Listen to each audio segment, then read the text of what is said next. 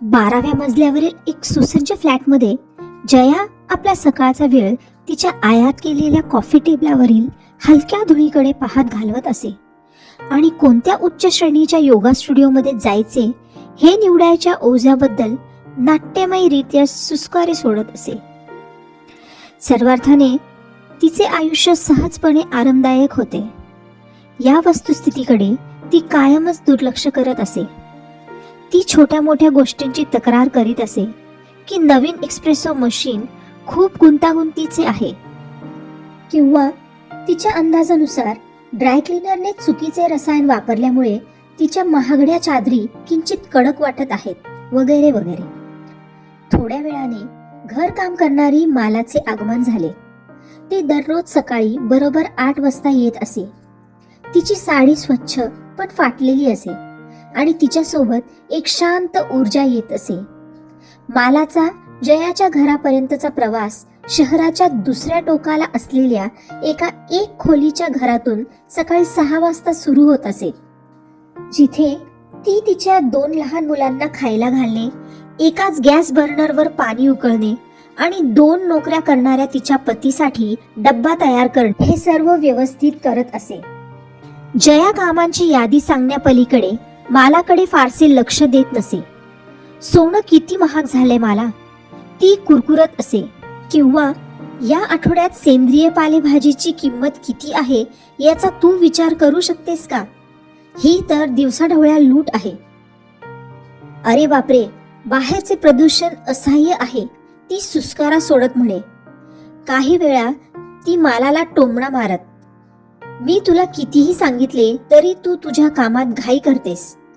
माला नम्रपणे मान डोलवत असे. तिचे हात जलद आणि कार्यक्षमतेने काम करत असत आणि ती पहिल्या जगाच्या समस्यांची ही लांबलचक यादी संयमाने ऐकून घेत असत. एका मंगळवारी जया विशेषतः चिडलेली होती, कारण तिच्या वैयक्तिक सहाय्यकाने 3 तासांच्या थांब्यासह विमानाचे तिकीट बुक केले होते. मला हे अजिबात मान्य नाही, जया येरझाऱ्या घालत संतापाने म्हणाली. वेळेचा निव्वळ अपव्यय. माझे आयुष्य म्हणजे एकामागून एक गैरसोयींची मालिका आहे, ती रागाने म्हणाली. मालाने फुलदाणी पुसण्याचे काम थांबवले. तक्रारीच्या वेळी काम थांबवण्याची तिची ही पहिलीच वेळ होती. जयाने शांतपणे तिच्याकडे पाहिले. जया मॅडम, माला हळूवारपणे म्हणाली. तिचा आवाज कुजबुजीपेक्षा थोडा मोठा होता, संकोचयुक्त पण ठाम. ती प्रामाणिकपणे म्हणाली, माझ्या घरी काही दिवसांपासून नळाला पाणी येत नाहीये. आज सकाळी मी माझ्या मुलांना नाश्ता देण्यापूर्वी 2 बादल्या पाणी भरण्यासाठी 2 किलोमीटर चालत गेले. तिने तिच्या हातांकडे निर्देश करत सांगितले. जयाने येरझाऱ्या थांबवल्या. तिच्या थेट बोलण्याने ती किंचित चकित झाली होती. माझे पती दिवसातून 12 तास जड बांधकाम साहित्य वाहून नेण्याचे काम करतात, जेणेकरून आम्ही माझ्या आईच्या तापासाठी औषधे घेऊ शकू. मालाने जयाकडे थेट पाहत आपल्या खोल आणि स्वच्छ डोळ्यांनी पुढे सांगितले. आम्ही धुळीबद्दल तक्रार करत नाही मॅडम, आम्ही भिंतींसाठी कृतज्ञ आहोत. तिने त्या आलिशान खोलीभोवती हलका हात फिरवला.